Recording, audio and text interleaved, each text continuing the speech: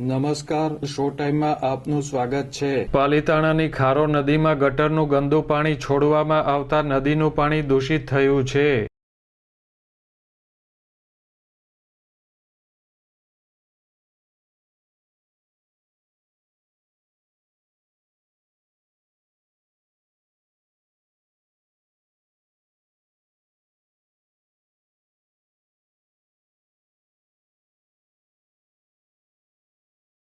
પાલિતાણામાં આવેલી ખારો નદીમાં ગટરનું ગંદુ પાણી છોડવામાં આવતા નદીની હાલત ગટરગંગા જેવી બની ગઈ છે। આ નદી પાલિતાણા શહેરમાંથી પસાર થતી હોવાથી લોકોના આરોગ્યને પણ અસર થઈ રહી છે।